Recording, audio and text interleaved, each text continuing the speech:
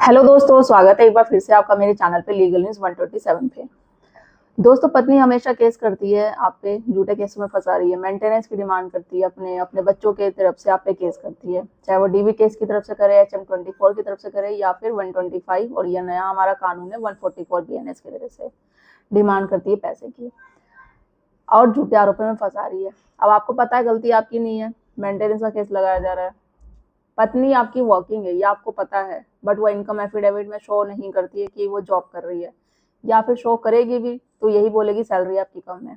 आपकी बताएगी for example 60,000 है तो भाई मेरी 10,000 है, या पता चले और भी झूठ बोले, बट आपको पता है कि वाकई सच है क्या। तो एक ऐसा तरीका बताऊंगी मैं, ऐसी प्रैक्टिकल चीज बताऊंगी जिसको आप बहुत लोग जानते भी है कि वो यूज आप कर सकते हो। मेंटेनेंस बचाने का एक तरीका है, ये बहुत बेस्ट ऑप्शन है ये, जिससे आप करने से मेंटेनेंस देने से बच सकते हैं।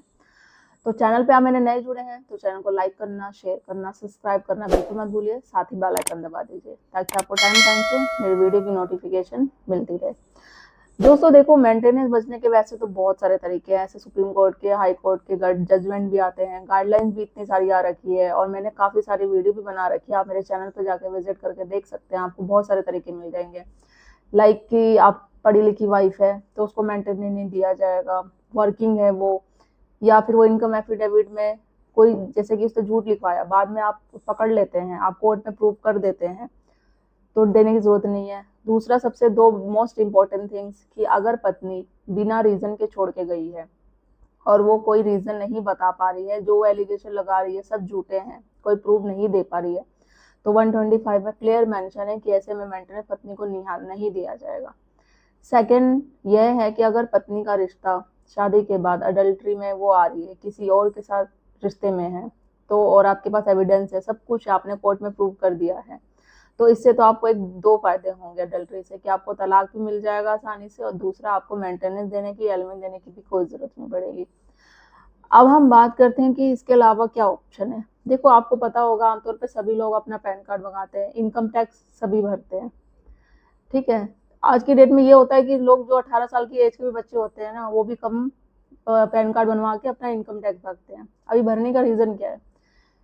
एक तो ये होता है कि भाई हमें लोन लेना होगा फ्यूचर में, कोई हाउस लोन लेना हो, कोई भी चीज हो, उस चीज के मतलब फायदे की तरफ से होता है, 5 लाख के अंडर अंडर होता है। अभी तो मेरे ख्याल से 5 लाख से ज्यादा हो गया है, तो लोग RTI होता है जो भरते हैं। अब कोई भी भरता है इनकम टैक्स, तो ठीक है, पेमेंट कोई भी करता है। अब आपको पता है कि जब आपके साथ वाइफ रह रही थी, वो जॉब करती है, वो इनकम टैक्स भरती थी, ठीक है। तो वो चीजें हैं, आप उसकी कॉपी है, आप निकलवा के आपके पास ये श्योर हो आपको करती है क्योंकि आपके सामने वो भरती थी, तो वो होता है प्रूव होगा, आप कोर्ट में जमा कर सकते हो, ठीक है। क्योंकि जब वो मतलब फॉर एग्जाम्पल अगर वो भर रही है 5 लाख का RTI भर रही है, तो अराउंड उसकी 40,000 की सैलरी होगी, ठीक है। तो इससे कोर्ट को आप दिखा सकते हो, ये सारी चीजें प्रूव कर सकते हो कि मेरी 60 है तो इसकी 40 है, तो इसमें मेंटेनेंस देने की क्या जरूरत है, वो अपने आप को खुद मेंटेन कर सकती है, अपने बच्चे का मेंटेन खुद कर सकती है, तो पैसे की क्या जरूरत है उसको, क्यों पति के पैसे पे ही उसने मेंटेन करने की उसको जरूरत है, क्यों वो मेंटेनेंस की डिमांड करे, क्यों उसने केस कर रखा है, चाहे वो डीवी में पैसे की डिमांड कर रही है, HM24 में कर रही है, या अलग से उसने मेंटेन का केस कर रखा है, तो जरूरत ही नहीं है। अगर आपके पास प्रूफ है तो इस वेल एंड गुड, आप कोर्ट में जमा करिए कि आपकी पत्नी वर्किंग है, वो इनकम टैक्स ये देखो भरती है। अगर नहीं है फिर भी आप क्या कर सकते हैं, आप क्या करो, आपको देखो मायके चली गई, अब उसके बाद वो जॉब कर रही है, क्या कर रही है, अब ये तो श्योर नहीं है भाई वो जॉब कर रही होगी मायके में, अगर जॉब कर रही होगी तो भर भी रही होगी। तो आपको क्या करना है, देखो अगर ये वीडियो आप मेरी देख रहे हो तो उसी वक्त बस एक काम करो, कोई पैसा नहीं लगना, कुछ नहीं करना, कोई एडवोकेट हायर नहीं करना, किसी को कोई पेमेंट नहीं देनी है आपको, इनकम टैक्स डिपार्टमेंट में RTI फाइल कर दो कि अब पता करना है कि मेरी वाइफ इनकम टैक्स भरती है या नहीं भरती है और कितना भरती है। अभी ये क्वेश्चन आएगा कि नहीं, ऐसे इनकम टैक्स डिपार्टमेंट जब आप करोगे RTI फाइल, तो यहाँ से यही जवाब आएगा कि ऐसी इंफॉर्मेशन हम किसी की पर्सनली नहीं शेयर कर सकते हैं। नीचे एक एप्लीकेशन भी आएगी कि आप अपील करो अगर हमसे संतुष्ट हो या नहीं हो, ऐसे करके। तो दूसरा बेस्ट ऑप्शन ये होगा, अपील की फाइल आप अपील फाइल कर दो और उसमें सारी चीजें मेंशन कर दो करके आप कि भाई ऐसे ऐसे हम हस्बैंड वाइफ हैं, हम दोनों का केस चल रहा है कोर्ट में, ये है रीजन, तो मुझे जानना है कि मेरी वाइफ है वो कोई जो भी होता है, अगर आपको 2 साल का चाहिए, जब से आपका सेपरेशन है, जब से लड़ाई हो रही है, जब से चाहिए 2-3 साल का, तो आप डिमांड करो कि इस केस में मुझे ये देना है कोर्ट में उस चीज़ से। तो वो प्रॉपर एग्जैक्ट नहीं दे पाएंगे, आपको बता देंगे कि हाँ इस डेट एक मेंशन कर देंगे, सारी चीज़ें कर देंगे कि इस इसमें ये इतना इतना पेमेंट जो है इनकम टैक्स में जमा हुआ है। तो वो आप उसकी कॉपी लगा के कोर्ट में अपने फाइल के साथ ड्राफ्टिंग के साथ जो भी है वो कोर्ट में प्रूव कर सकते हो, और उसकी सर्टिफाइड कॉपी अपने पास भी रख लो। और हर एक केस में जहाँ जहाँ केस आप लगा रखा है, उसने डिमांड कर रखी है पेमेंट की, डीवी में, HM24 में, मेंटेनेंस में, वो सब कॉपी आप वहाँ लगा दो। तो यही है, इसमें कोई आपकी फीस नहीं लगनी। RTI फाइल करो आप, कोई पैसा चोरी चार्ज नहीं, किसी को हायर करके कुछ नहीं करवाना।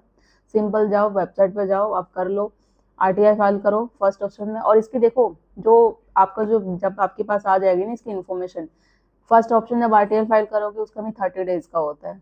सेकंड में जब अपील फाइल करोगे वो भी 30 डेज का होता है। आप बोलेंगे अब 2 महीने।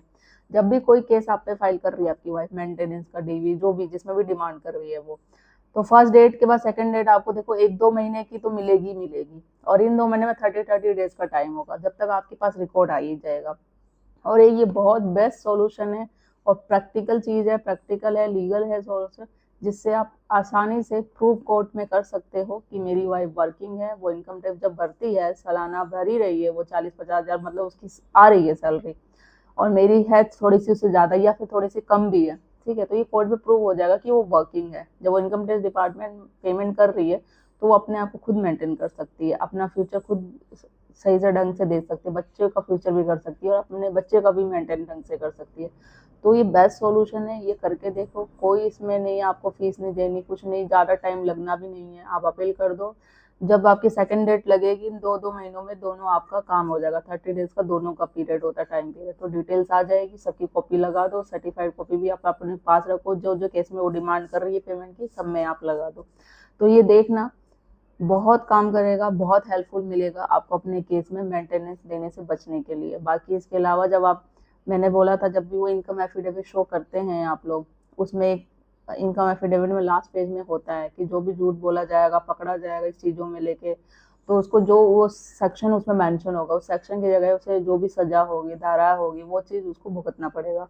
और ये चीज़ उसके सामने आ भी जाएगी जब पता चल जाएगा हाँ भाई वाइफ झूठ बोल रही है, उसने छुपाई है अपनी सैलरी की बात या जॉब की बात छुपाई है, तो आप उस पर फिर अपनी वाइफ पे 340 का जो पर्जरी का केस होता है वो भी कर सकते हैं। और उसमें ये केस आपको सेम उसमें नहीं लगाने, अलग से सेपरेट फाइल केस करके आपको अपनी वाइफ पे लगाना है।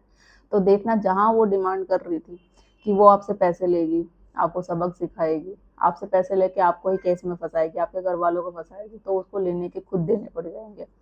एक अलग पे केस हो गया, आपको आपने उस पर 340 का केस ला दिया झूठा, और ऑलरेडी जो फिर उसने झूठ खुद बोला है वहाँ पे साइन भी हुए हैं, आप दोनों पार्टियों के साइन होते हैं इनकम एफिडेविट पे, तो जो वहाँ पे धारा होगी, जो सेक्शन होगी, हो सकता है उसको भी वहाँ पे भी सजा मिले, कंपनसेशन कुछ देना पड़े। तो ये चीज़ें हैं बाकी कि वो रिकॉर्ड भी सामने आ जाएगा झूठ बोलने पर। और झूठ केसों में एक और बेस्ट ऑप्शन ये होगा कि झूठ केस जो उसने झूठ आरोप लगाए हैं आपको, वो तो डिसमिस हो ही जाएंगे, वो केस भी डिसमिस हो जाएंगे। उसके अलावा फिर उस पर झूठे आरोप लगाने के चक्कर में भी आपका टाइम, अपना वेस्ट, इतने साल बर्बाद हुए, उस पर भी आप एक केस लगा सकते हैं जिसे हम कहते हैं मानहानि का केस, और उसमें आप सजा दिलाओ या एक कंपनसेशन, एक अमाउंट सोच लो जो कि लाखों में होगी, वो उससे आप ले सकते हो।